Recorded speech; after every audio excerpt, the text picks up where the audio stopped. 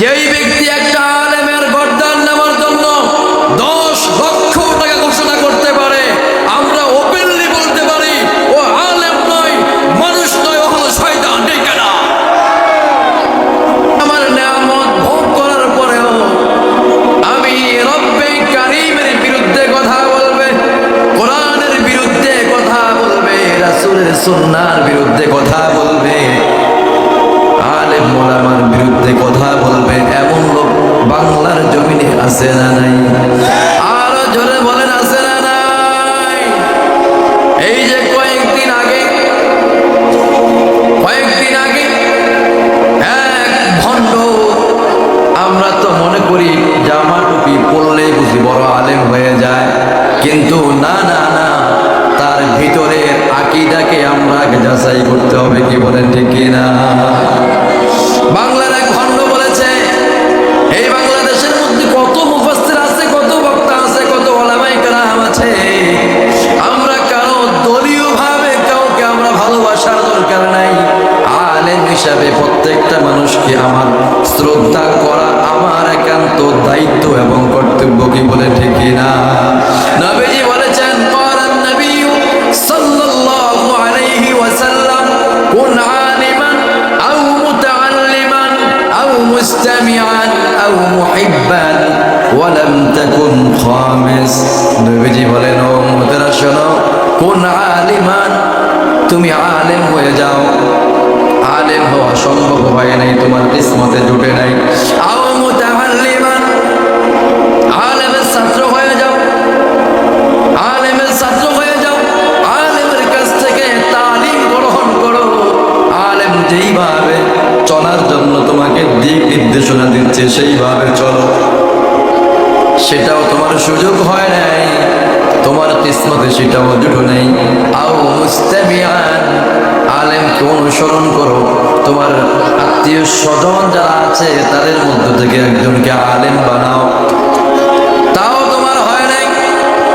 আও মুহিব্বান, 4 নম্বরে বিশ্ব নবী বলেন, আও মুহিব্বান, যদি ওই 3টা তুমি ফেল করো, 4 নম্বর হলো আও মুহিব্বান, যেখানেই তুমি থাকো না কেন, যে অবস্থায় থাকো না কেন, তোমার কলিজা দিয়া একটা আলেমকে সর্বোচ্চ মহব্বত তুমি করবে। কার কথা? বিশ্ব নবীর কথা। কার কথা? যদি বিশ্ব নবীর কথা আপনি না বলেন, নবীজি বলেন, ওয়ালাম তাকুন খামিস, যদি তুমি 4টা অতিক্রম করে 5 নম্বরে পদার্পণ করো, ও উম্মত শুনে নাও, জেনে নাও, আমি নবী বলে দিলাম, নিঃসন্দেহে তুমি ধ্বংস হয়ে যাবে। এই জন্য আলেমদের উপরে শ্রদ্ধা রেখে আমি বলি, বাংলার জমিনে বর্তমানে কত নির্যাতিত আলেম আছে। আল্লামা মামুনুল হক, এভাবে খালেদ সাইফুল্লাহ আইয়ুবী, হাসান জামিল সাহেব, এইভাবে অনেক উলামায়ে কেরাম দ্বীনের খেদমত করে। কি বলেন ঠিক কিনা? তার মধ্যে একজন আছে মিজানুর রহমান আজহারি, ছিলেন তো? মিজানুর রহমান আজহারি, উনি একজন আলেম, দ্বীনের দাওয়াত দেয়। এই বাংলার জমিনে ওনার দ্বারা যা হোক না হোক, ইসলামের উপকার ছাড়া ক্ষতি হয় নাই। কি বলেন ঠিক কিনা? এই ব্যক্তির মাথা নেওয়ার জন্য, এই ব্যক্তির গর্দান নেওয়ার জন্য এক ভণ্ড আলেম ওপেনলি মাহফিলের প্যান্ডেলে 10 লক্ষ টাকা ঘোষণা করছে। নাউজুবিল্লাহ বলেন। যেই ব্যক্তি একটা আলেমের গর্দান নেওয়ার জন্য 10 লক্ষ টাকা ঘোষণা করতে পারে, আমরা ওপেনলি বলতে পারি ও আলেম নয়, মানুষ নয়, ও হলো শয়তান। ঠিক না?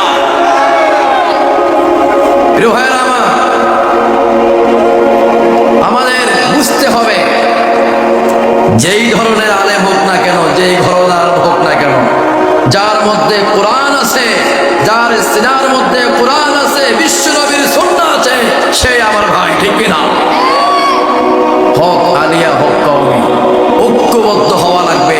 ইত্তেহাদ মাল ইখতিলাফ, সকল ইখতিলাফ নিয়ে ইত্তেহাদের ভিত্তিতে আগামীর সামনের যেই সকল দিনগুলো আসছে, সেই দিনগুলো ঐক্যবদ্ধ হয়ে চলতে হবে। ঠিক কিনা? আপনি দল করতে পারেন, কিন্তু আপনি মুসলিম হিসাবে ইসলামের প্রত্যেকটা বিধানকে ঠিক না? প্রিয় ভাইরা আমার, খুন করা কি কবিরা গুনাহ? বাংলাদেশে কি খুন করা কি জায়েজ না হারাম? কথা বলেন। যেই ব্যক্তি একজন আলেমের গর্দান নেওয়ার কথা বলেছে, আমরা দোয়া করি আল্লাহকে হেদায়েত দান করুন। একজনের মাথার দাম যদি 10 লক্ষ টাকা হয়, তাহলে বুঝেন এই মোল্লা কত টাকার মালিক হয়েছে। ওনাকে তো দুদকে ধরা উচিত, কি বলেন ঠিক না? ওনাকে দুদকে ধরা উচিত যে কত লক্ষ টাকার মালিক তুমি হয়েছ, যে একজন আলেমের গর্দানের জন্য 10 লক্ষ টাকা ঘোষণা করলাম। এই ধরনের আলেম থেকে, ভণ্ড থেকে আমাদেরকে সতর্ক থাকা লাগবে, কি বলেন ঠিক কিনা? আপনাকে বুঝতে হবে কোনটা আলেম আর কোনটা শয়তান। আরে এই পৃথিবীতে সবচাইতে বড় আলেম ছিল শয়তান। কে ছিল? আরো জোরে বলেন, কে ছিল? যাকে আল্লাহ ঘোষণা দিয়েছেন, যার উপাধি দিয়েছেন মুআল্লিমুল মালাইকা। সকল ফেরেশতার মুআল্লিম ছিলেন। এই পৃথিবীর জমিনে এমন কোন জায়গা খালি নাই যেই জায়গার মধ্যে ইবলিস আল্লাহকে সিজদা করেনি। কিন্তু তার মধ্যে কি ছিল? অহংকার ছিল, দাম্ভিকতা ছিল, আল্লাহর সাথে যুক্তি দেয়। আল্লাহর সাথে কি দেয়?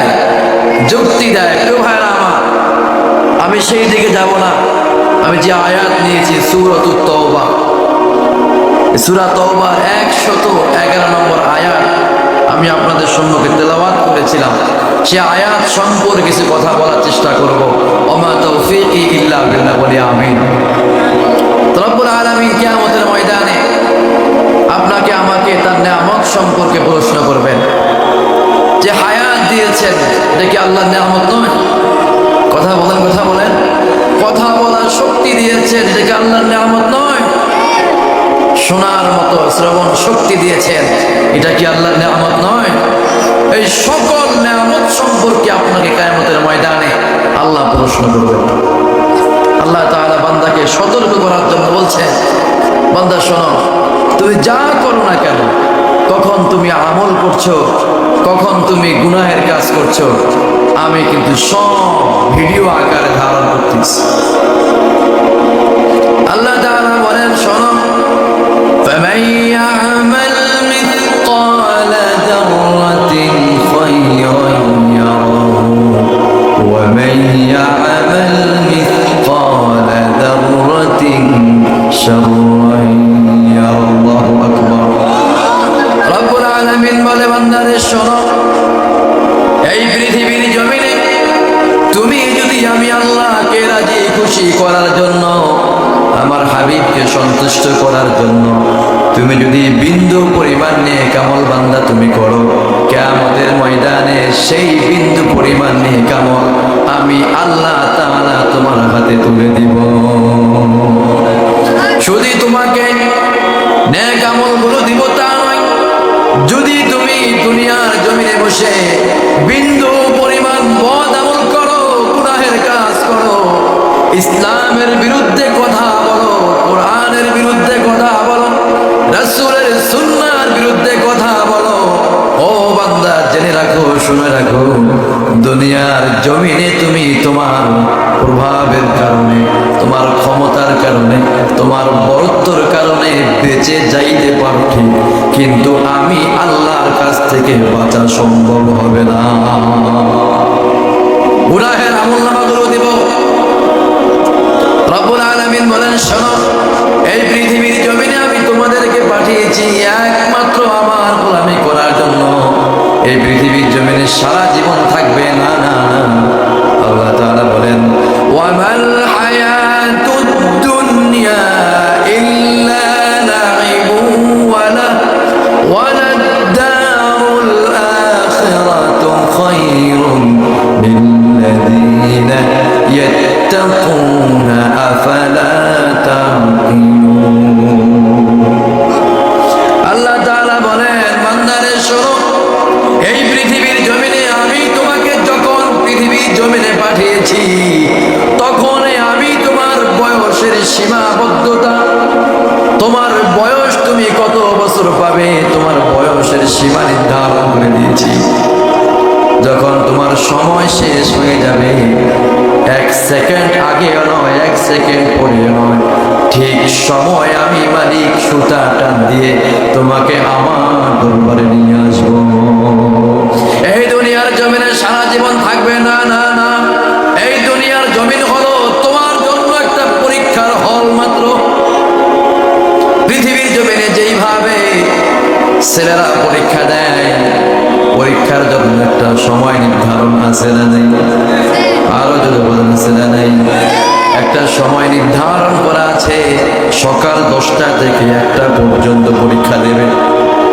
যখন 1টা বেজে যাবে, ঘন্টা যখন বাড়ি পড়ে যাবে, ঘন্টা বেজে যাবে, যখন হলে যারা ঘাট থাকবে আপনার সামনে থেকে টান দিয়ে পেপারটা নিয়ে যাবে। কি বলে ঠিক কিনা? 1টার পরে একটা অক্ষরও লেখার কোনো সুযোগ নাই। যদি আপনি 1টার পর থেকে 10টা থেকে 1টা পর্যন্ত লিখলেন না, যখন আপনার পরীক্ষার সময় শেষ হয়ে গেল, তখন যদি আপনি লিখতে লিখতে দিস্তা দিস্তা কাগজ আপনি ভুল করে ফেলেন, আর যদি আপনার পরীক্ষার পেপার খালি থাকে, যখন রেজাল্ট ঘোষণা হবে, ওই রেজাল্ট থেকে আপনি ফার্স্ট ডিভিশনে পাস করবেন না কেন ফার্স্ট ডিভিশনে ফেল করবেন? আরো যদি বলেন, কারণ হলো আপনার কাগজের মধ্যে লেখা নাই।